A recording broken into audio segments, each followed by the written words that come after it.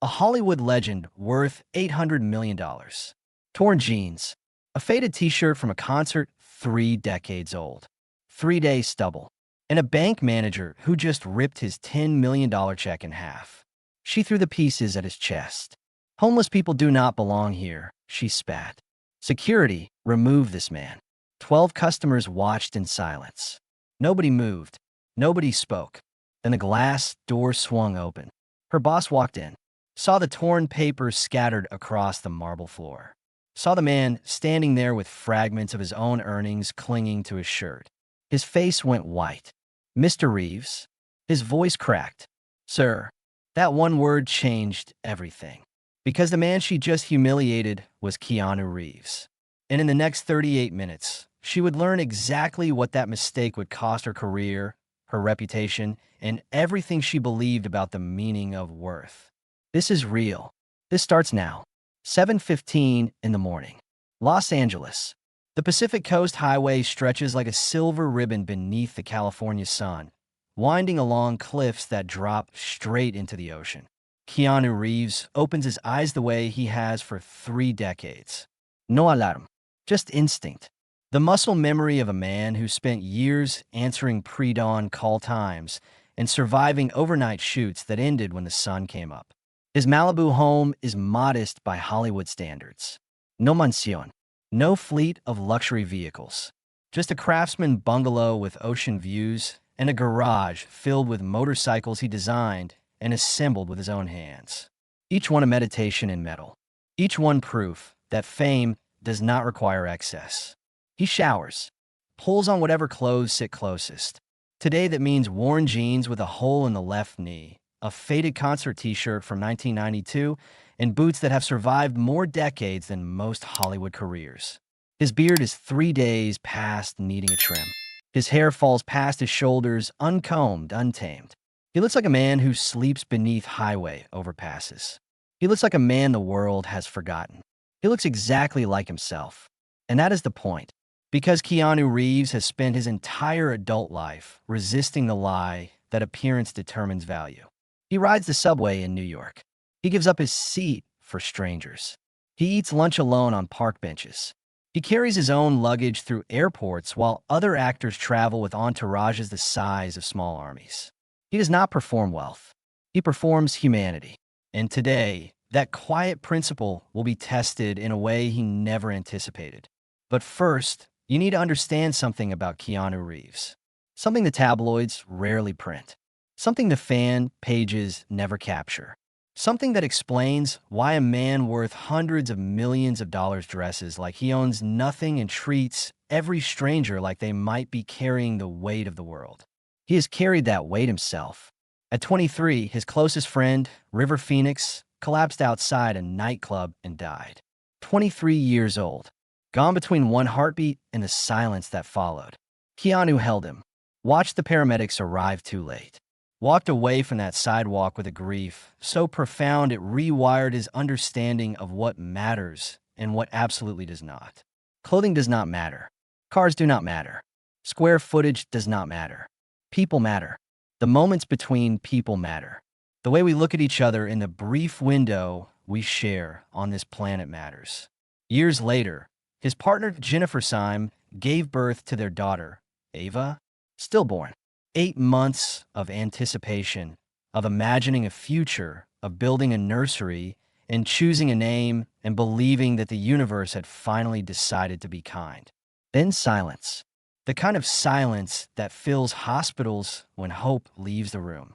Jennifer and Keanu separated beneath the crushing weight of that loss. 18 months later, Jennifer died in a car accident, alone, on a Los Angeles road that Keanu drives past sometimes and has to remind himself to keep breathing. 2 people he loved, gone, in the span of 2 years. Most people would have collapsed, would have retreated into the fortress of wealth and fame and shut the world out permanently. Keanu did the opposite. He opened wider, loved harder, gave more generously, treated every stranger with more gentleness because he understood in the marrow of his bones that every person standing in front of you might be carrying a grief you cannot see. Might be one kind word away from surviving the day. Might be one cruel word away from believing the world has no room for them. He gave away millions, quietly, without press releases, without tax optimization strategies. He reduced his salary on films so the crew could be paid more. He bought Harley-Davidson motorcycles for entire stunt teams. He funded cancer research because illness had taken people he loved, and he refused to let it take more without a fight. And through all of it, he wore the same kind of clothes, the same boots, the same jeans, because clothing is a costume, and Keanu Reeves stopped performing a long time ago. Inside his weathered messenger bag sits a single check, $10 million. The final payment from Paramount Pictures for his production company, Arch Motorcycle Films.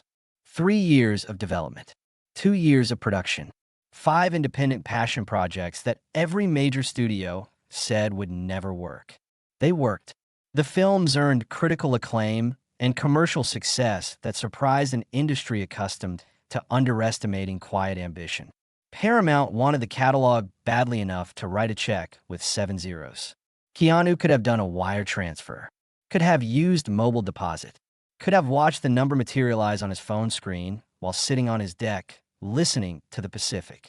But there's something about walking into a bank, placing a check on the counter, conducting business the way ordinary people conduct business, being treated like any other customer. His mother taught him that. Patricia Taylor, costume designer, single parent, immigrant from England who arrived in North America with talent, determination, and absolutely nothing else. She raised Keanu on a principle so fundamental, it became the architecture of his character. Every person deserves dignity. Every interaction deserves respect. Every human being, regardless of what they wear or where they sleep or what the world assumes about them, deserves to be seen. Never let anyone make you feel small, she told him once, sitting at their kitchen table in Toronto, hemming a costume for a production that would pay their rent for 2 months. And never, ever make anyone else feel small, because you never know what someone is carrying inside them. You never know what battle they just survived to be standing in front of you. Keanu carries that lesson like a compass. It points him through every room he enters, every conversation he begins, every interaction with every stranger who has no idea that the man in the torn jeans once saved the world on screen 100 times and has quietly tried to save it off screen every single day since. The drive takes 45 minutes. Pacific Coast Highway to Sunset Boulevard to the financial district of downtown Los Angeles. The city transforms around him mile by mile. Ocean gives way to concrete. Seagulls yield to traffic. The sound of waves is replaced by the mechanical heartbeat of 12 million lives stacked on top of each other. First Heritage Bank, the flagship branch, opened 18 months ago inside a renovated Art Deco building that someone spent a fortune restoring. Marble floors polished to a mirror finish. Brass fixtures that gleam like quiet wealth. The kind of institution that whispers exclusivity from every surface and promises discretion the way a doctor promises confidentiality. Keanu parks his motorcycle. A 1973 Norton Commando he restored himself. Every gasket, every valve. His hands know this machine the way a pianist knows a keyboard, by memory, by feel, by love. He checks his watch. 1:15. The lobby will be busy. Lunch rush. Business professionals depositing earnings and checking balances between meetings. He does not know yet why the crowd will matter. The glass doors are etched with the bank's logo. Inside, the lobby smells like fresh lilies and polished leather. Soft jazz floats from concealed speakers. A security camera in the upper corner captures his entrance with clinical precision. 3 teller windows line the far wall. 6 service desks occupy the center floor. A waiting area furnished with chairs that probably cost more than most people's monthly rent sits near the entrance. A velvet-roped throne room for customers waiting to discuss their wealth. Counter 3 is open. A woman sits behind it. Mid-40s. Immaculate blonde hair that has been styled, sprayed, and disciplined into submission. A designer blazer in charcoal gray. Manicured nails painted a shade of burgundy, so dark it borders on black. Her posture is rigid, rehearsed, the kind of posture that communicates authority to people who mistake stiffness for strength. Her name badge gleams under the fluorescent lights like a tiny brass shield. Victoria Sanders, branch manager, 18 years of experience, 18 years of deciding who belongs and who does not. Keanu approaches the counter, messenger bag over his shoulder, checking his back pocket. The quiet confidence of a man who has faced cameras, critics, and personal tragedy without ever losing the gentleness that defines him. Good afternoon. I would like to deposit this check, please. He places it on the marble surface. $10 million. Made out to Keanu Charles Reeves. Signed by the chief financial officer of Paramount Pictures. Dated 3 days ago. Fresh. Legitimate. Earned. Victoria Sanders looks at the check. Then she looks at Keanu. Something shifts behind her eyes. Subtle but unmistakable. A tightening around her mouth. A barely perceptible narrowing of her gaze. The almost invisible reorganization of her entire face from professional to predatory. The look. The look that inventories another human being like merchandise and finds the price tag unacceptable. The look that says you do not belong here. The look that says people dressed like you do not possess money like this. The look that says I already know what you are and nothing you present will change my verdict. Keanu has encountered this look before. Rarely. Fame usually provides a protective barrier, a force field of recognition that parts crowds and opens doors. But today, stripped of context, without an entourage, without red carpet lighting, without movie posters framing his face, he is just a man. A man in torn jeans. A man who looks like he cannot afford his next meal. A man who is about to discover what happens when dignity walks into a room that only respects appearances. Is there a problem? His voice is calm, gentle, the same voice that has delivered thousands of lines to millions of people across 4 decades of cinema. Victoria's smile is professional. Her words are not, "Sir, I'm going to need to see some identification." She pronounces sir the way someone might pronounce insect. Technically correct. Emotionally violent. Keanu provides his California driver's license. Current address. Photograph matching. Valid for another 4 years. Victoria examines it. Types something into her computer. Pauses. Types again. Her eyes shuttle between the screen and his face like a pendulum of suspicion. Comparing. Doubting. Already dismissing. Do you have another form of identification? Of course. Keanu produces his passport. Also current. Also valid. Photograph also matching, though his hair was shorter when it was taken. Victoria studies it far longer than necessary. Holds it up beside his face. The gesture is deliberate. Theatrical. Designed to be witnessed by every customer in the lobby. 14 people now stand in line behind him. All watching. Some shifting uncomfortably. None intervening. Because silence is easier than courage. And most people choose easy. And do you have documentation for this check? Business papers? Tax returns. Keanu's jaw tightens. Barely perceptible. Just enough to indicate that the man behind the gentleness is paying very close attention. For a standard deposit? Sir. The condescension drips like venom from polished lips. This is an unusually large amount. We need to verify the source of funds. Is standard procedure. Standard for whom? Exactly. But Keanu does not say this. Not yet. Instead, he reaches into his messenger bag and produces documentation that would satisfy an audit committee, let alone a bank teller. Business card. Arch Motorcycle Films. Founder and Chief Executive Officer. Letter from Paramount Pictures confirming the acquisition deal. Press release dated 72 hours ago announcing the transaction. Victoria barely glances at any of it. Do you have tax returns? Bank statements? Proof of income? I have 5 years of financial records. Incorporation documents. Everything legally required, and then some. He places each document on the counter. One by one. Organized. Professional. The precision of a man who has run successful businesses and managed hundreds of millions of dollars without ever needing to prove his worth to someone who had already decided he had none. Anything else you would like to see? Victoria's smile tightens like a wire being wound to its breaking point. I am just trying to protect you, sir. Fraud is extremely common with checks of this size. People come in here all the time with fake documents, forged checks, stolen identities. People like me? The question is quiet, almost tender, like a surgeon locating a fracture. I did not say that. You did not have to. Victoria reaches for the phone on her desk, dials an extension, and when she speaks, her voice carries across the marble lobby with the volume and deliberation of someone who wants every person in the room to hear exactly what she thinks of the man standing before her. Security, can you come to counter 3, please? I have a situation. The word detonates across every face in the room. Situation. Security called for a deposit. For a legitimate transaction. For a man whose only offense is wearing clothes that do not match this woman's definition of deserving. A security officer approaches. Former military. Broad shoulders. Crew cut going silver. His name badge reads Marcus Webb. 22 years on the job. He does not reach for anything. Does not posture.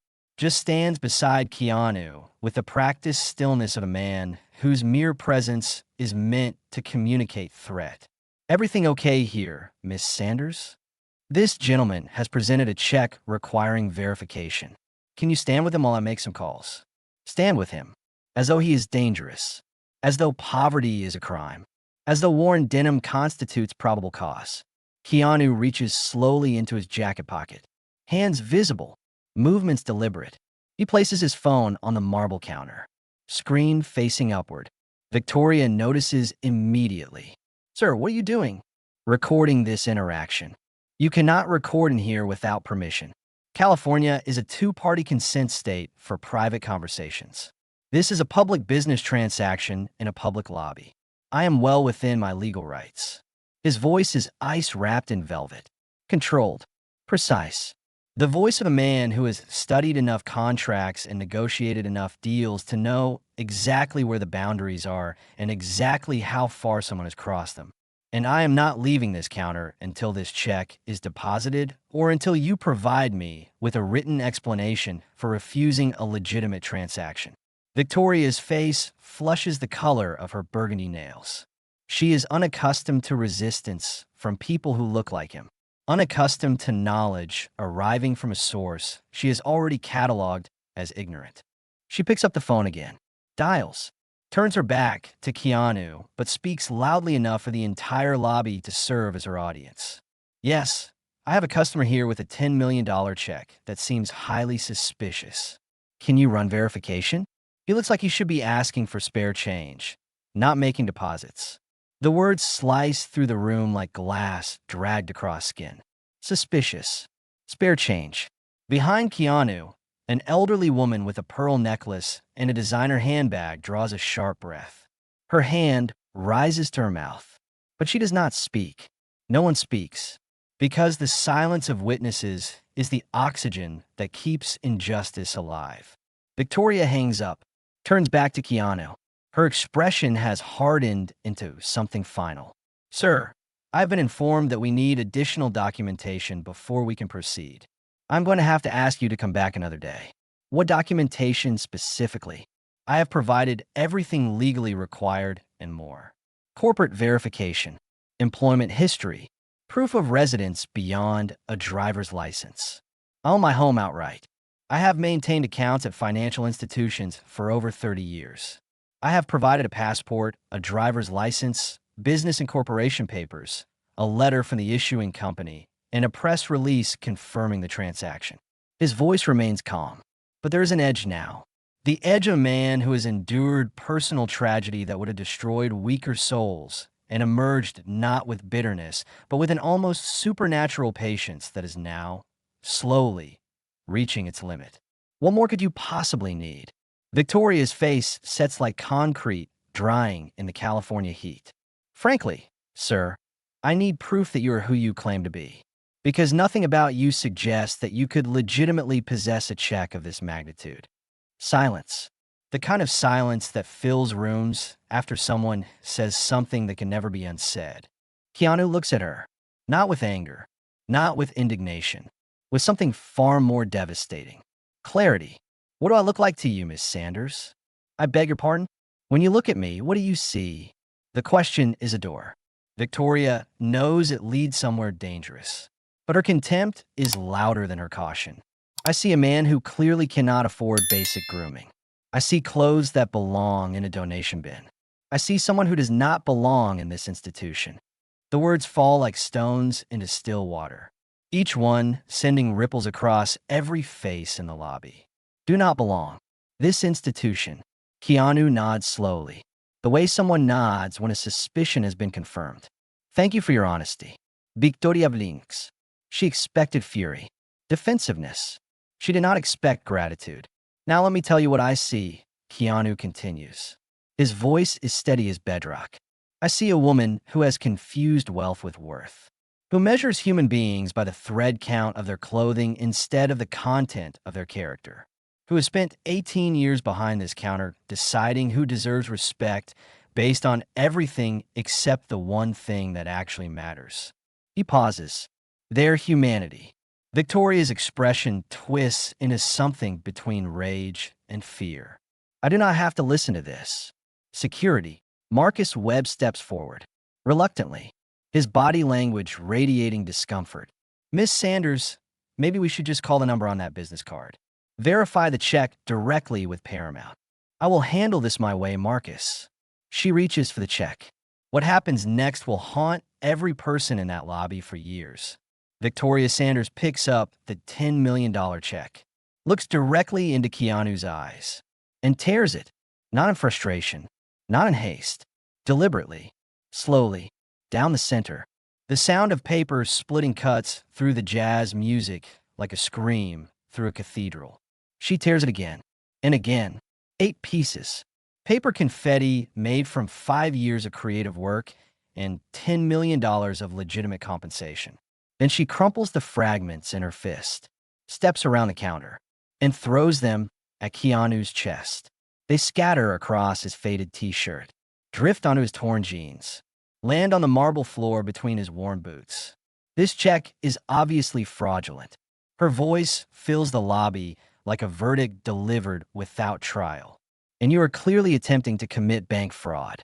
I've seen 100 people like you. Grifters, con artistes, people who find checkbooks in dumpsters and think they have hit the jackpot. She turns to Marcus Webb. Remove this man from my bank. Now, I'm calling the police. Keanu does not move, does not bend to collect the pieces, does not raise his voice, just stands there, in the center of a marble lobby, surrounded by 14 silent witnesses, wearing fragments of his own earnings like confetti at a funeral. This is the moment that defines not what the world thinks of Keanu Reeves, but what Keanu Reeves knows about himself. He bends down, slowly, picks up each torn fragment, one by one. 5 years of work, 5 independent films, thousands of hours of creative labor and business negotiation, reduced to 8 pieces of paper on a marble floor. Places them carefully inside an envelope from his messenger bag. Looks at Victoria Sanders. His voice is barely above a whisper, but every person in that lobby hears every syllable. What is your full name? Victoria Sanders, branch manager, and you need to leave before I have you arrested. Thank you, Miss Sanders. He photographs her name badge, the torn pieces, the security camera, the timestamp on the wall. Evidence. Quiet, methodical, devastating evidence. Then the glass door opens. 12:52 in the afternoon. Robert Harrison walks into the lobby wearing a tailored Italian suit.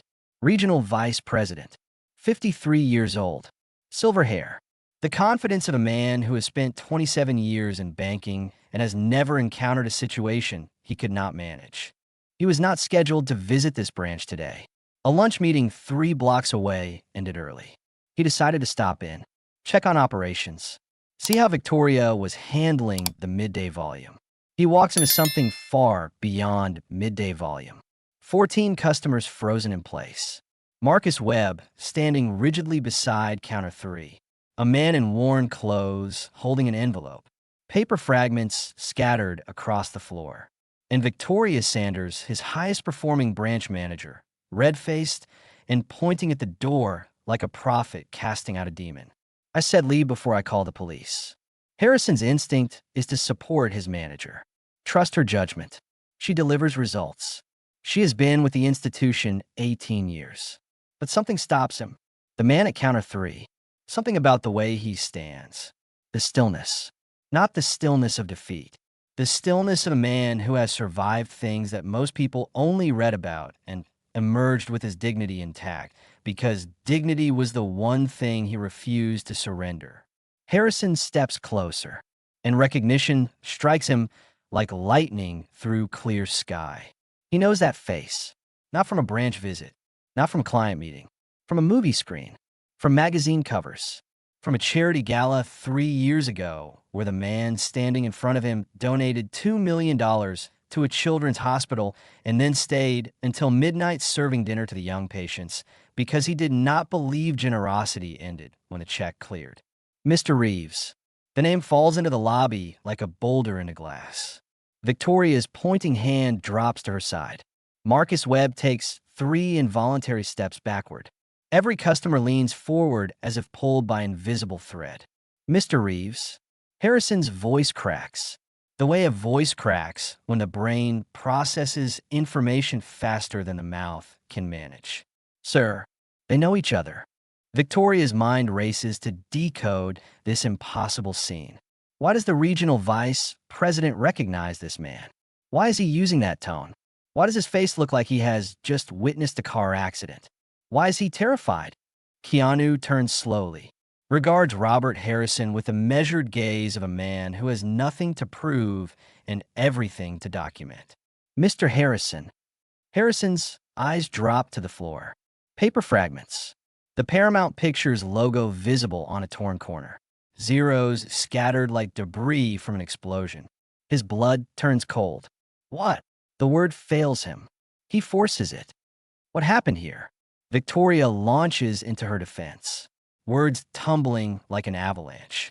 Sir, this man attempted to deposit a fraudulent check. Obviously fake. He became hostile when questioned, refused adequate documentation. I was forced to refuse the transaction for the safety of the institution. Stop. Harrison's voice slices through her justification like a scalpel. Stop talking. Victoria blinks. She has never heard this tone from him. Not once. Not in 18 years. Harrison looks at Keanu, sees the phone on the counter, still recording. Sees the composed dignity that fame could not create and humiliation could not destroy. Sees exactly what happened here. Mr. Reeves. Sir, could we please speak privately? Sir. The word detonates in the lobby. Not sir, as Victoria used it. Not sir, as dismissal, as contempt, as a weapon disguised in 3 letters. Sir spoken with weight, with recognition, with the desperate respect of a man who understands that the person standing before him is someone whose name alone can move markets, generate headlines, and reshape the future of any institution unfortunate enough to become his adversary. Victoria's face drains of color as comprehension arrives like a delayed detonation. Keanu Reeves. The man she called a grifter is one of the most recognized human beings on the planet. The man she accused of dumpster diving has donated more money to charity than her entire branch manages in a fiscal quarter. The man whose check she tore into 8 pieces could buy this bank. The whole bank. Every branch. Every desk. Every brass fixture and marble tile. And she threw paper at his chest. Your branch manager destroyed my property, Keanu says. His voice carries across the lobby with the precision of a man who knows exactly what his words are worth. Accuse me of fraud. Called security. Compare me to homeless addicts and dumpster divers. Threaten me with arrest. And now you would like to discuss this behind closed doors. Mr. Reeves, please. I can explain. Explain what? The question is surgical. Explain why your manager assumed a $10 million check could not possibly belong to someone in worn jeans. Explain why she refused to make one phone call to Paramount Pictures before destroying the check. Explain why I was required to produce 3 forms of identification while that woman behind me produced one. He gestures toward the elderly woman in pearls. She steps forward, trembling slightly, but speaking with the steadiness of granite. He is right. I provided only my license. For a $75,000 deposit. Nobody questioned me. Nobody called security.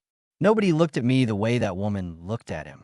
Harrison's face is the color of ash. He understands exactly what this is. What looks like. What will cost. Sir, there has been a terrible misunderstanding. There has been no misunderstanding. Keanu picks up the envelope containing the 8 fragments of his check. Your manager understood perfectly. She saw a man who did not match her definition of wealth. Saw clothing that contradicted her expectations. Saw a human being she believed did not deserve the basic courtesy she extends automatically to everyone wearing designer labels. And she decided, in that instant, that I was worth less than the paper she was destroying. Harrison turns on Victoria. What protocol instructs you to destroy a customer's check before verification? What procedure authorizes you to hurl personal insults at someone based on their clothing? Victoria's mouth opens. Nothing comes out. Mr. Reeves. Harrison turns back, pleading, please give me a chance to make this right. You cannot make this right. Keanu's voice is quiet now, almost gentle. The gentleness of a man who has survived losses that would have shattered most people, the death of his closest friend, the loss of his partner and their unborn child, the kind of grief that rewrites your DNA and emerged not with rage, but with a profound, unshakable understanding that cruelty is never the answer and silence is never the solution. But you can start by removing her from my presence. Harrison does not hesitate. Miss Sanders, my office. Now, Victoria walks toward the back of the bank. Stiff, humiliated, still not fully comprehending the magnitude of what she has done. The elderly woman with the pearl necklace steps forward again. My name is Eleanor Mitchell. Account number 8743961. I have banked here for 33 years. I watched everything that happened today. That man did nothing wrong. Your manager judged him by his clothes and treated him like garbage. She writes her phone number on a deposit slip. Hand it to Keanu. If you need a witness, young man, you call me. What happened today was a disgrace. Keanu takes the paper, nods, thanks her with the quiet sincerity that has made him beloved by every person who has ever met him off camera. He walks out through the glass doors, into the California afternoon. Behind him, Harrison stands in a marble lobby, surrounded by 14 witnesses, 8 pieces of torn paper, and the crushing realization that one word, spoken 47 minutes too late, cannot undo what was done in the first 5. He bends down slowly, picks up the fragments, $10 million in 8 pieces, holds them in his palm like a man holding the ashes of something that was once alive. The most expensive mistake his bank has ever made. And he knows, with the certainty of a man watching dominoes fall in slow motion, that the cost is only beginning to accumulate. Keanu sits in the parking structure for 20 minutes. Engine off, helmet in his lap, hands steady on his knees. He is not trembling from anger, not shaking from shock. He is simply still. The way the ocean is still before a storm gathers enough force to reshape the coastline. The recording sits in his phone. 52 minutes. Every word, every assumption, every moment of casual cruelty preserved in digital amber. He could delete it, could call Paramount tomorrow, get the check reissued, find a different bank, and move on with his life as though today were nothing more than an inconvenience. A bad afternoon, a story to tell at dinner parties that would make people gasp and then forget. He could teach every person watching that silence is safer than speaking, that walking away is easier than standing up, that the path of least resistance is the one most traveled for a reason. His mother's voice arrives in his memory like sunlight through a window he forgot was open. The world does not change because powerful people decide it should, Keanu. It changes because ordinary people refuse to accept what is unacceptable. And sometimes the most ordinary thing you can do is simply refuse to be quiet. His phone buzzes. Harrison, trying to contain the damage before it spreads. Keanu ignores it, opens his contacts, scrolls to a name he has not called in months. Jonathan Walker, civil rights attorney. 16 years of experience specializing in discrimination cases. They met at a motorcycle rally 8 years ago. Two men who loved machines and justice in equal measure and built a friendship on mutual respect. The phone rings twice. Jonathan Walker. John, it is Keanu. I need an attorney. Tell me everything. Keanu does. The questions.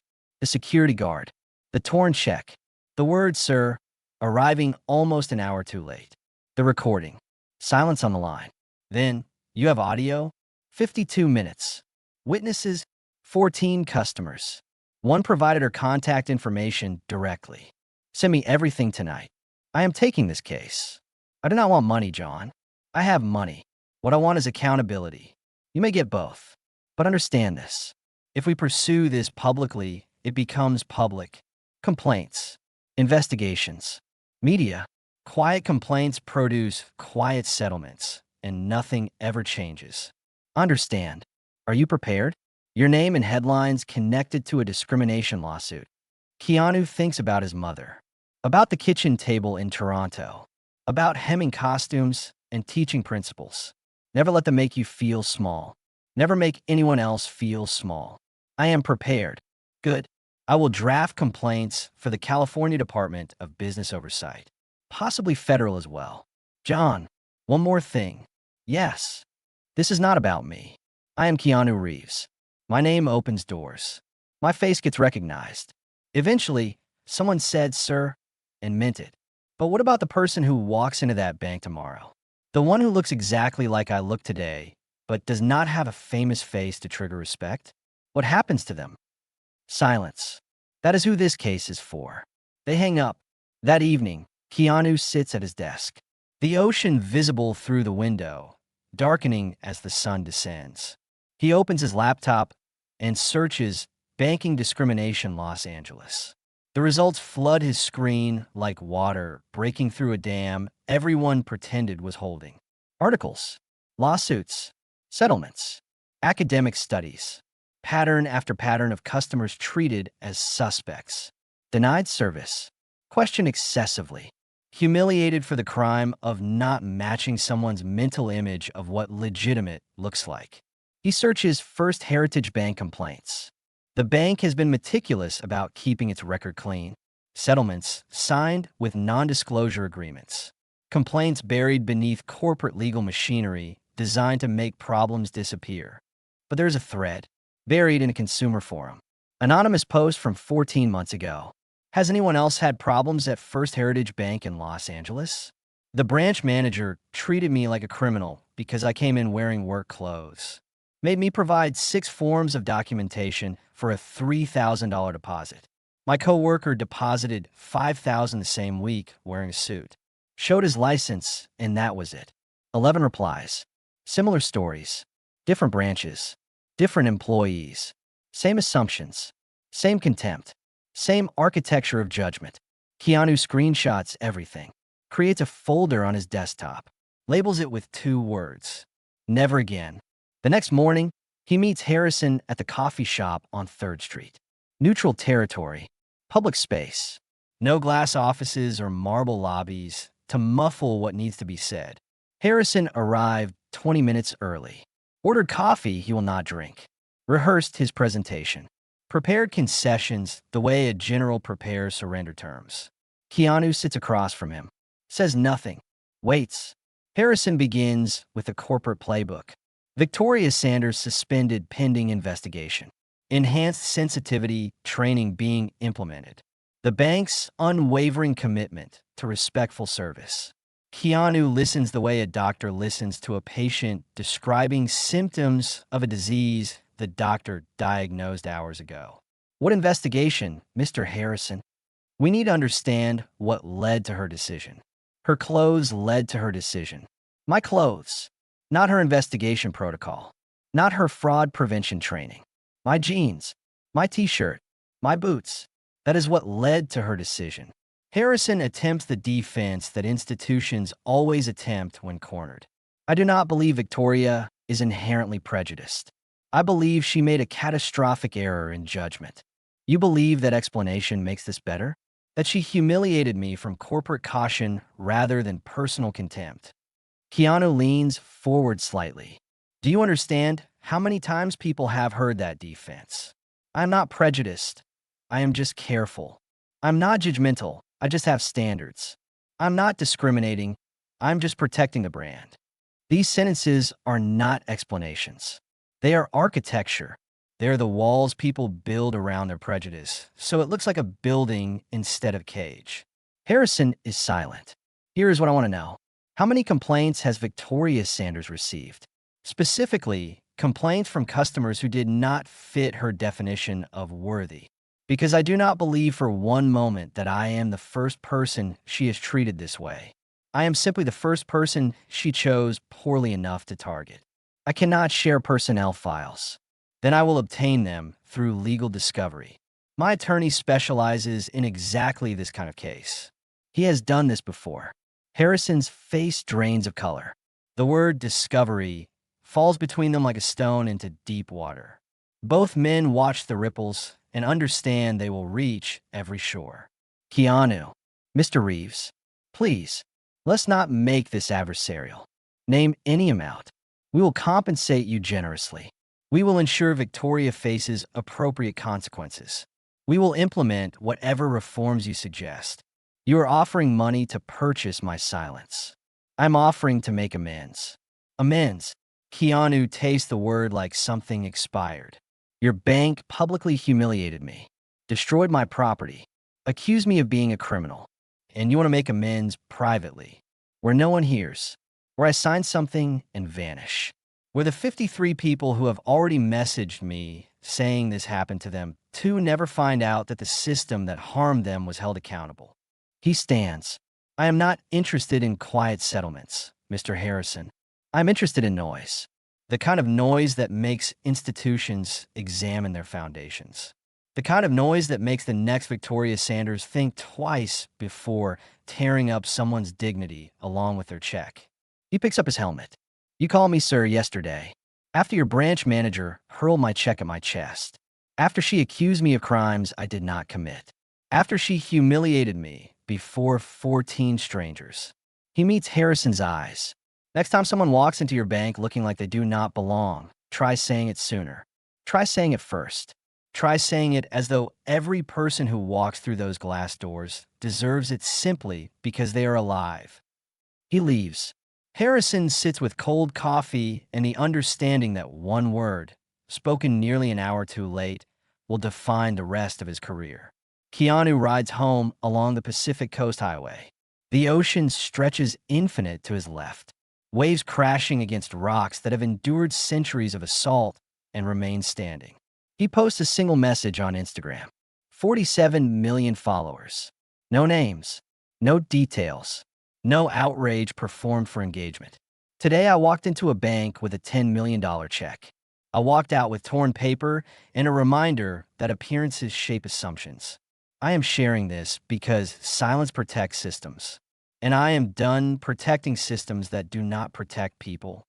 Within 1 hour, 800,000 reactions, 90,000 comments, 40,000 shares. By the third hour, the post has crossed every platform. Reposted on forums, discussed on podcasts, shared in group chats between strangers who have never met Keanu Reeves but recognize their own experience in his words. And then the messages begin. Not from fans, not from fellow actors, not from the circles where Keanu's name carries the gravity of fame. From ordinary people, plumbers and professors, nurses and veterans, small business owners and single parents. People who had walked into rooms where their clothing was evaluated before their character was considered and walked out carrying a shame they never deserved. This happened to me too. I am a surgeon. I walked into a hotel lobby in my scrubs after a 14-hour shift. The front desk told me they were fully booked. I checked online from the parking lot. 14 rooms available. My husband called 20 minutes later wearing a suit and tie voice. He booked a suite in 3 minutes. A car dealership refused to let me test drive anything over $50,000 because I was wearing my work coveralls. I own a plumbing company with 63 employees. My business partner, white clean-shaven, went back the next day in a sport coat. They handed him the keys to a $200,000 vehicle without hesitation. I'm a veteran, 22 years of service. I walked into a restaurant in civilian clothes, the only civilian clothes I owned after 2 years of homelessness. I had money. I had dignity. I had served my country. The hostess told me the restaurant was full. I could see empty tables through the window. She looked at my wheelchair and asked if I really understood what I was signing. I'm a Paralympic athlete. I hold 3 gold medals. But none of those medals were visible from the reception desk. Only the chair. I'm a federal judge. I was made to wait 50 minutes for employment verification at a bank because I came in during my lunch break wearing casual clothes. My colleague, same branch, same week, wearing a suit, was processed in 9 minutes. Hundreds of messages, then thousands, each one a wound that had been dressed in silence for years, sometimes decades, finally permitted to breathe because a man in torn jeans refused to accept that torn jeans disqualified him from basic human respect. Keanu reads every single one, sits in his bungalow, ocean sounds through the open window, screen glowing in the darkness. Each story a reminder that what happened to him at First Heritage Bank was not an isolated incident.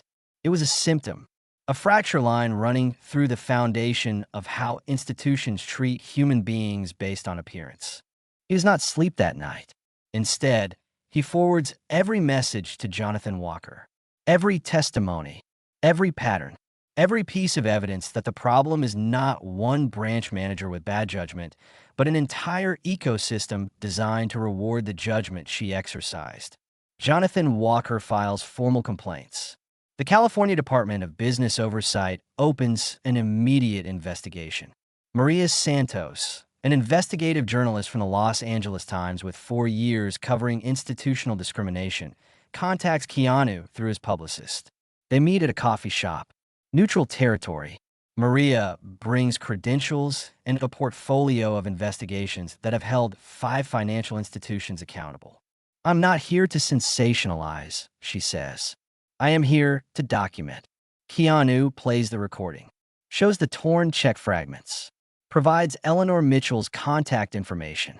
Maria listens with the focused precision of someone who has heard these stories before but never stops being moved by them. This is not just about you, she says. You know that. That is exactly why I am here. If we publish, other people will come forward. People who stayed silent for years. This becomes much larger than one torn check. Good. Maria takes 2 weeks. Verifies every detail independently. Interviews witnesses. Obtains the bank's official response, which arrives wrapped in legal language. So careful, it says nothing while appearing to say everything. She interviews Eleanor Mitchell, the elderly woman with a pearl necklace. Eleanor is 78 years old, has banked with First Heritage for 33 years. She describes what she witnessed with the precision of a woman who spent her career as a court stenographer. That young man did absolutely nothing wrong. He was polite, patient, provided every document she asked for, and she treated him like vermin. I have been banking at that institution since before that woman was hired, and I have never been asked for more than my driver's license. Not once. And my deposits have been substantial. The only difference between his experience and mine was what we were wearing. Maria interviews Marcus Webb, the security officer. His account is brief but devastating. I have been in security for 22 years. I have seen real threats, real fraud attempts, real danger. That man was none of those things. He was calm, respectful, and cooperative. Ms. Sanders called security not because she felt threatened. She called security because she wanted him to feel threatened. There's a difference. And after 22 years, I know exactly what that difference looks like. Her article runs on April 9th. Worth more than his clothes. 1 torn check, 52 minutes of audio, and a question about who deserves respect. Maria's analysis is surgical. She documents not just Keanu's experience, but the response pattern, how the bank reacted, what they offered, what they tried to suppress. She interviews 3 former employees who confirm that Victoria Sanders maintained what one called a filter, an informal practice of identifying customers whose appearance did not match their transaction size and subjecting them to escalated scrutiny. One former teller, a young man named Daniel Cooper, who worked at the branch for 2 years before resigning, provides testimony that reshapes the entire narrative. Meredith kept an informal list. Customers who did not look right. She would flag them before they reached the counter. Whisper to us. Watch this one. Extra verification. We were not trained to question it. She was the branch manager. We assumed she knew something we did not. It took me 8 months to realize she did not know anything we did not. She just assumed things we would not. By noon on publication day, 600,000 views. By midnight, 2.3 million. The comments section becomes what Maria later describes as the most honest public forum I have ever witnessed. Real names, real stories, real people stepping out from behind years of silence. 23 people share their contact information publicly. Want to testify. Want their stories entered into the record. Want to stop being invisible. Then the internal documents surface. An anonymous email arrives at Maria's inbox 4 days after the article publishes. Subject line, you need to see this. The attachment is 64 pages. A complete internal training manual. Customer Risk Assessment Protocol. Version 4.1. Dated 2 years earlier. Stamped confidential. Management distribution only. Maria reads it with the focused intensity of someone who has spent years searching for the blueprint of a building everyone claimed did not exist. Section 3. Enhanced due diligence triggers. The language is clinical, professional. The kind of language that sounds reasonable in a boardroom and devastating in a courtroom. Transactions exceeding $25,000 from non-established customer profiles. Deposits from elevated risk geographic areas. Customers whose presentation appears inconsistent with transaction magnitude. The elevated risk geographic areas correspond to zip codes in South Los Angeles, East Los Angeles, Compton, and Inglewood. Neighborhoods that are predominantly Black and Latino. The manual does not mention race. It does not need to. The effect is identical to mentioning it. The discrimination is embedded in the geography the way mold is embedded in walls, invisible until someone tears the surface open. Section 4. Inconsistent customer presentation indicators. Clothing that appears significantly below the value threshold of the transaction. Grooming that suggests potential lifestyle instability. Demeanor indicating unfamiliarity with banking procedures. Every phrase a code word. Every indicator a permission slip for prejudice dressed in corporate vocabulary. Section 7. Performance metrics. Branch managers demonstrating proactive fraud prevention receive quarterly bonuses proportional to identified high-risk situations. Victoria Sanders collected $14,000 in bonuses over 22 months for identifying 31 high-risk situations. 28 of those situations generated formal complaints. 26 complaints came from customers flagged as presenting inconsistently. Victoria Sanders was not a rogue employee making poor decisions. She was a top performer executing company policy, being rewarded for discrimination. The whistleblower who leaked the document is later identified as Rachel Torres, a former compliance analyst who spent 12 years at First Heritage watching the system operate and raising concerns through internal channels that led nowhere. Her statement, I filed 7 internal reports over 4 years. Each one documented the connection between the training materials and the complaint patterns. Each one was acknowledged, filed, and ignored. I was told that settlements were more cost-effective than policy changes. I was told our approach was industry standard. I resigned because I could not be part of it anymore. I should have spoken sooner. I should have been braver sooner. Maria publishes the follow-up investigation. The headline, Inside the System, Leaked Documents Revealed Discrimination by Design at First Heritage Bank. The reaction is seismic. The California Attorney General announces an independent investigation. The Consumer Financial Protection Bureau initiates federal review. First Heritage stock drops 19% in a single day. the largest decline in company history. Jonathan Walker files amended complaints. No longer an individual case. Now a class action. 53 complainants. 8 years of documented incidents. Systemic discrimination designed into training materials, incentivized through bonuses, and concealed through confidential settlements. The bank offers Keanu $4.2 million to settle privately. Full non-disclosure agreement. Withdrawal of all complaints. A legal document designed to transform a public reckoning into a private transaction. The offer arrives in a registered letter. Thick envelope. Expensive paper. The kind of stationery that whispers, "We can make this disappear," in a font designed to look trustworthy. Keanu reads it at his desk. The same desk where he read every message from every stranger who shared their story. The same desk where he sat in the dark listening to the ocean and deciding what kind of man he wanted to be when the sun came up. He shows the letter to Jonathan. They are terrified, Jonathan says. The hearing will destroy them publicly. They are hoping your silence has a price. Everyone's silence has a price. The question is whether the price is money or principle. What do you want to do? Keanu looks at the number. $4.2 million. More than most people earn in a lifetime. Offered in exchange for a signature and an agreement to pretend that March 14th never happened. He thinks about the 53 complainants, about the former employees who risked their careers to speak, about Rachel Torres, who filed 7 internal reports and was ignored 7 times, about the veteran who was denied a meal, about the surgeon turned away in her scrubs, about the athlete whose wheelchair was treated as a disqualification from dignity, about his mother, Patricia, hemming costumes at a kitchen table and teaching her son that some things are worth more than any number written on expensive stationery. No, Jonathan smiles. Then we go to the hearing.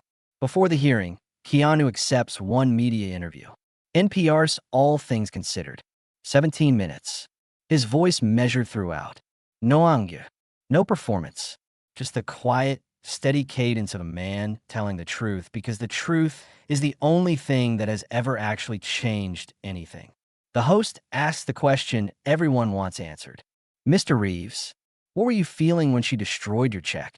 Keanu pauses. The kind of pause that fills a room with attention.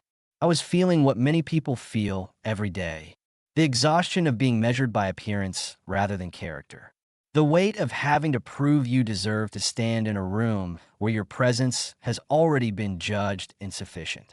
I was feeling what it costs to be seen as less than what you are by someone who decided your worth in the first 5 seconds and spent the next 50 minutes confirming her conclusion. And when Mr. Harrison walked in and said, "Sir," longer pause.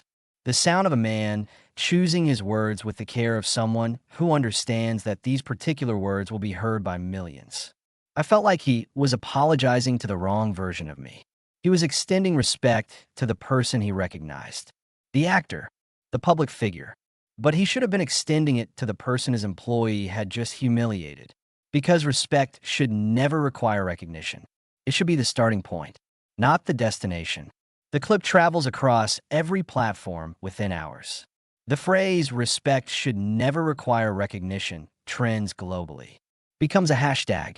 Becomes a poster. Becomes words that people write on sticky notes and attach to their bathroom mirrors because they need the reminder every morning before they walk into a world that still, despite everything, calibrates dignity based on appearances. The hearing takes place on May 15th. California Department of Business Oversight. Conference Room A. Every seat filled. Overflow crowds watching via live stream. 92,000 viewers at the opening gavel. A number that will triple before the day ends. Commissioner Patricia Williams presides. 23 years on the commission. A reputation for fairness that is matched only by her reputation for thoroughness. She has overseen hundreds of cases. This one, she knows before the first witness is sworn in, will define her legacy. 9:45 in the morning.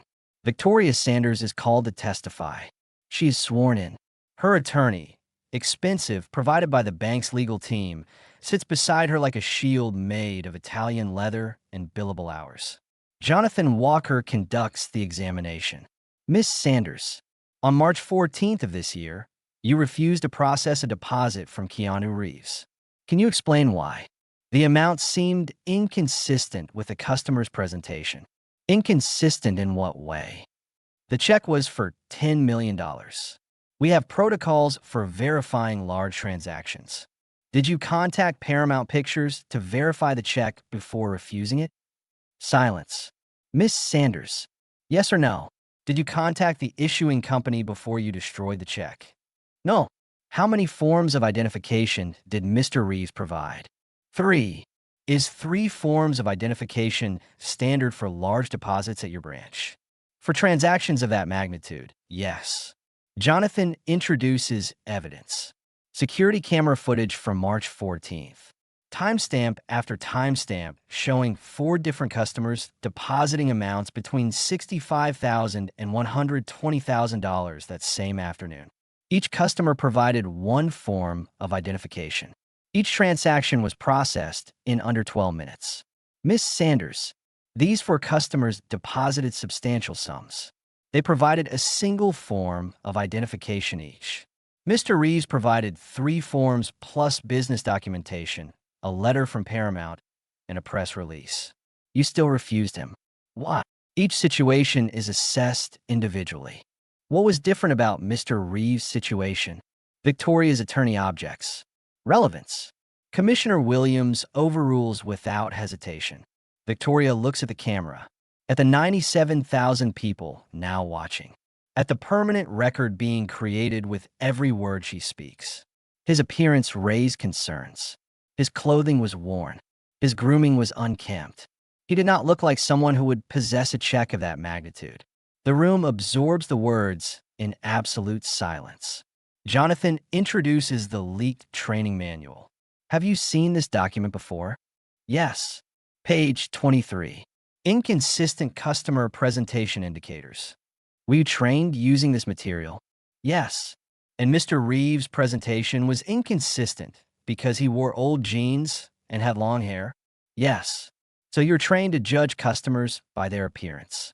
You judged Mr. Reeves, and based on that judgment, you destroyed his property, accused him publicly of fraud, called security, and attempted to have him removed from the premises.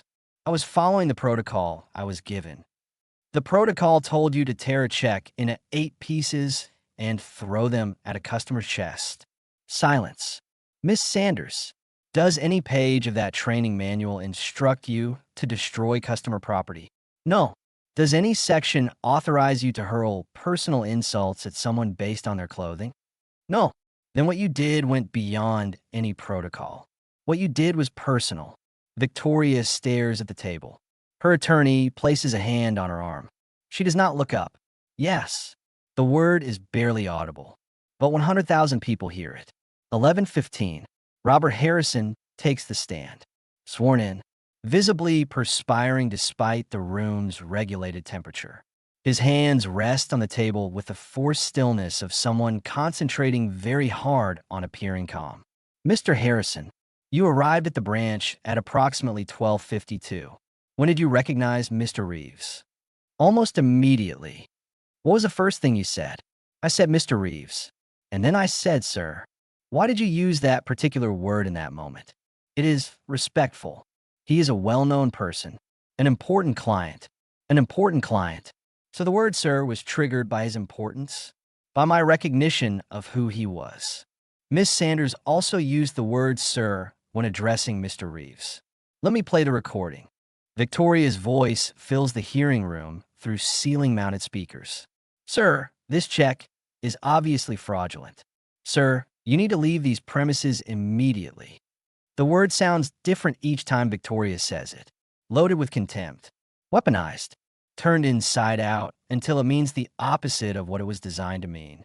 Mr. Harrison, your employee used sir as a dismissal, as an instrument of condescension. You used it as genuine respect. The same word. Opposite meanings. What changed between her usage and yours?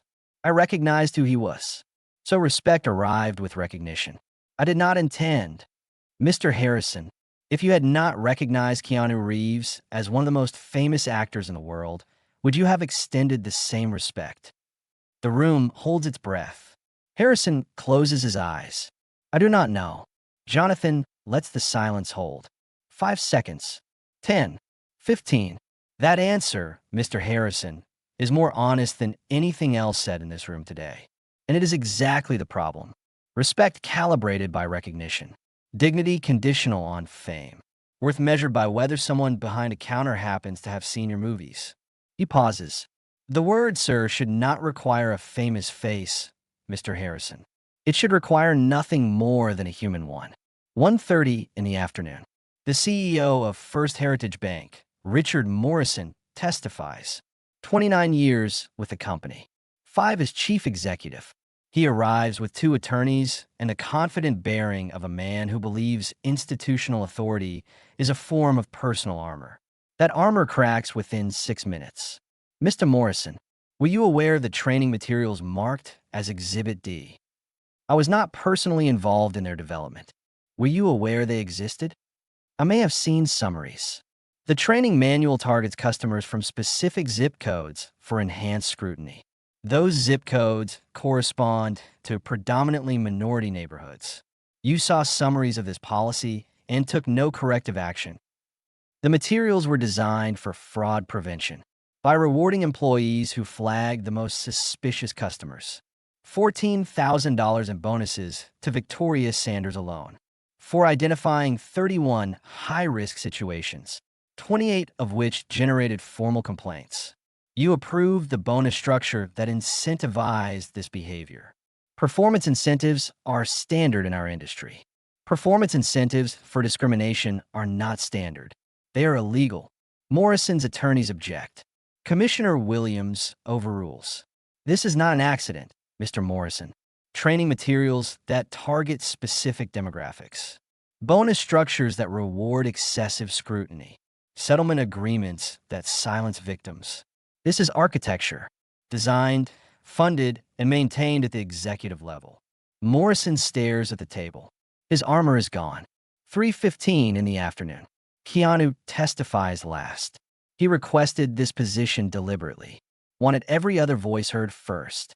Wanted the commissioners to understand the scope of the pattern before hearing from the person whose experience exposed it. Sworn in. Calm. Centered. Wearing, as always, clothes that would not pass Victoria Sanders' definition of appropriate. 114,000 viewers. Mr. Reeves. When Mr. Harrison walked in and said, "Sir, what did you feel?"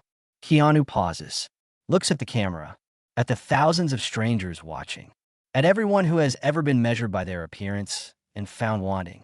I felt like respect was being offered to the wrong version of me. The version he recognized. The actor. The public figure. But it was not offered to the version of me that walked in 52 minutes earlier. The man in worn jeans with uncombed hair. That version did not receive, sir, until he was identified. He pauses, and that is the entire problem. Dignity should not require credentials. Respect should not require recognition. The word, sir, should be there from the beginning, not as an apology after the damage is done, as a default, before you know someone's name, before you see their bank balance, before you decide whether their clothes meet your standard of acceptable. The live stream comments stop scrolling. Complete stillness across 114,000 screens. Commissioner Patricia Williams issues preliminary findings that afternoon. First Heritage Bank, $4.8 million fine. Mandatory third-party compliance monitor for 5 years. Public disclosure of all discrimination-related settlements since the bank's founding. Victoria Sanders, employment terminated immediately. Barred from working in California banking for 10 years. Robert Harrison, formal censure. Mandatory civil rights training. 2-year supervised probation. The CEO, personal fine of $350,000. 100 hours of community service with organizations serving economically disadvantaged populations. First Heritage must establish a $10 million fund for victim compensation and implement an anonymous complaint system with quarterly demographic reporting. Keanu receives $1.2 million in settlement. He donates every cent. $400,000 to the American Civil Liberties Union. $400,000 to the National Coalition for the Homeless. $400,000 to establish the Patricia Taylor Foundation, named for his mother. Scholarships for students who demonstrate commitment to treating all people with dignity regardless of circumstance. Because his mother taught him that money is a tool, not a trophy. And the best use of any tool is building something that outlasts the hand that holds it. The Patricia Taylor Foundation launches in July. Its mission is simple: scholarships for students who demonstrate, through action rather than words, a commitment to treating all people with dignity regardless of circumstance. The first class of recipients includes a nursing student from Compton who volunteers at a homeless shelter every weekend, a high school senior from East Los Angeles who started a program pairing elderly residents with technology mentors, a community college student from Inglewood who organized a clothing drive that provided professional attire to job seekers who could not afford a dress for interviews. Keanu attends the ceremony, wears his usual clothes, shakes every hand, looks every student in the eye, and says the same thing his mother told him decades ago at a kitchen table in Toronto. Never let anyone make you feel small, and never make anyone else feel small, because the way we treat other people is the only legacy that actually matters. The students do not know the full story behind the foundation, do not know about the torn check or the marble lobby or the word "sir" arriving too late. They only know that someone believed in them, that someone looked at who they are, not what they wear, and decided they were worth investing in. That is enough. That has always been enough. September, 6 months after the torn check. Keanu walks into a different bank, Pacific Western Credit Union, a modest institution on a quiet street. No marble floors, no brass fixtures, no hidden speakers playing jazz to remind you how much money the air itself costs. Just a clean lobby, friendly staff, a community bulletin board near the entrance covered in flyers for local events and business cards for neighborhood services. Routine deposit, $800,000 from a motorcycle design licensing agreement. Another project born from passion. Another check earned by hands that refuse to stop creating. He is wearing the same kind of clothes he wore in March. Faded jeans, concert t-shirt, boots that have walked through decades of this life without ever pretending to be something they are not. The teller looks up. She is young, mid-20s, hair pulled back in a simple ponytail. No designer blazer. No manicured nails, painted corporate burgundy. Just a woman doing her job at a bank that serves a community rather than performing exclusivity for an audience. She sees the jeans, the t-shirt, the boots, and she smiles. Not a calculated smile, not a professional smile, not a smile that has been rehearsed in front of a mirror and deployed strategically based on a customer's perceived net worth. A real smile, the kind that begins in the eyes before it reaches the mouth. Good morning, sir. How can I help you today? Sir, from the first moment, before recognition, before credentials, before any calculation of worth based on the thread count of his clothing or the condition of his boots. Just one human being greeting another human being with the only word that should ever be required: respect. Keanu deposits the check. No excessive identification requests. No suspicious glances. No security called. No whispered conversations about inconsistent presentation. Just service. Professional. Respectful. Human. The transaction takes 9 minutes. The teller processes it with the same care she would give any customer, because in this building, on this quiet street, every customer receives the same care. Not because a training manual instructs them to. Because the people who work here understand something that Victoria Sanders never learned and Jonathan Drake never grasped, and Richard Morrison's expensive crisis management team could never manufacture. That respect is not a strategy. It is a choice, made fresh every morning, extended freely to every person who walks through the door, regardless of what they are wearing, regardless of what the check says, regardless of anything except the single, irreducible fact that the person standing in front of you is a person. And that is all they ever needed to be. He rides home along the Pacific Coast Highway. The ocean stretches endless to his left. Waves erasing yesterday's march from the sand. making room for whatever comes next. He thinks about March, about torn paper, about 52 minutes, about a word arriving too late to prevent what should never have happened in the first place.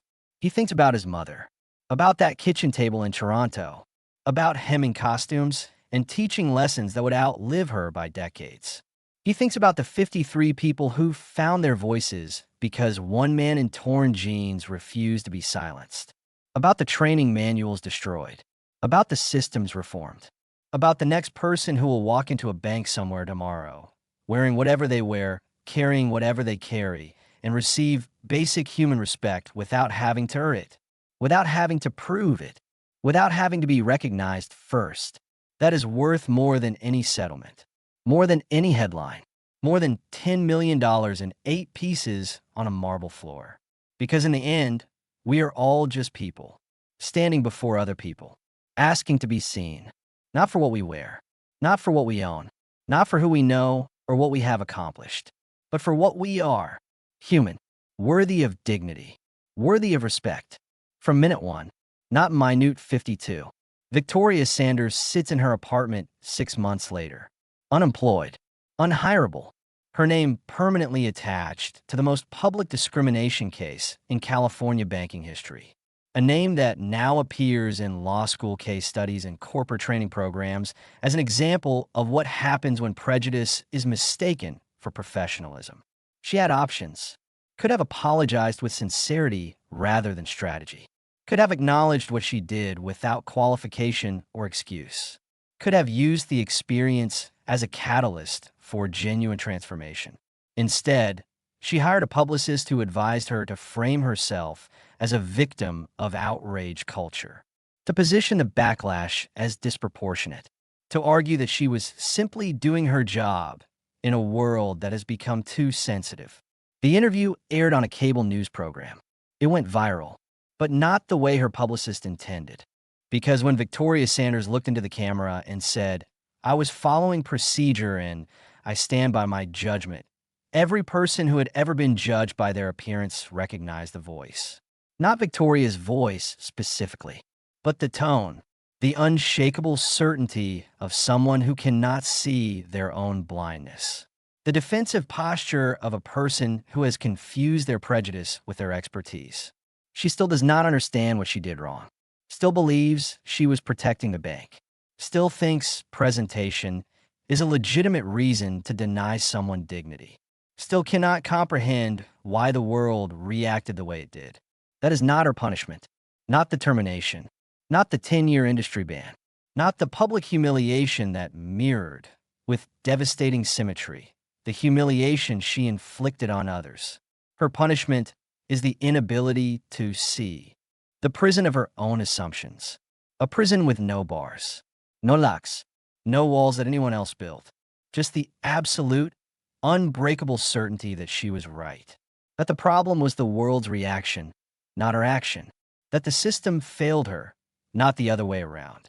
She will live inside that certainty as long as she refuses to question it. And questioning it would require looking at the man in torn jeans and seeing a human being before seeing a threat. She has never learned how to do that. And until she does, the door to her self-made prison remains closed from the inside. Keanu does not think about her. He thinks about the teller at Pacific Western, the young woman with the ponytail who said "sir" immediately, without recognition, without hesitation, without any calculation beyond the simple, revolutionary act of treating another person with respect, because that is what people deserve.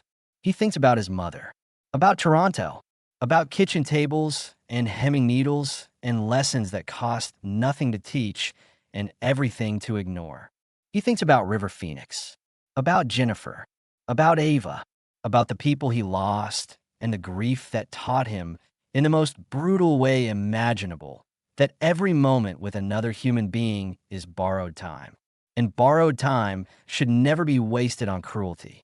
That is the victory, not revenge, not punishment, not the satisfaction of watching an institution crumble under the weight of its own design.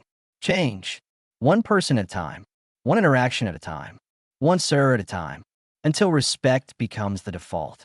until dignity becomes the starting point, until no one ever has to wait 52 minutes to be treated like a human being. That is the world worth building. That is the lesson worth learning. That is the story worth telling. And it starts with the simplest act any of us can perform.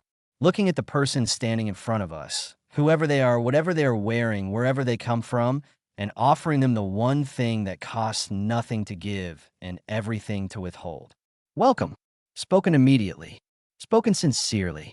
Spoken to every single human being who walks through every single door. Because being here is enough. It has always been enough. Thank you for following this story. Let us know in the comments below. If this story has moved you and you would like to stand with us in bringing more voices of truth and hope to light, please consider supporting our work. Even the smallest gift helps us continue creating and sharing these powerful stories. You can find the donate link in the description. And of course, do not forget to subscribe so you will not miss the next chapter we are preparing for you.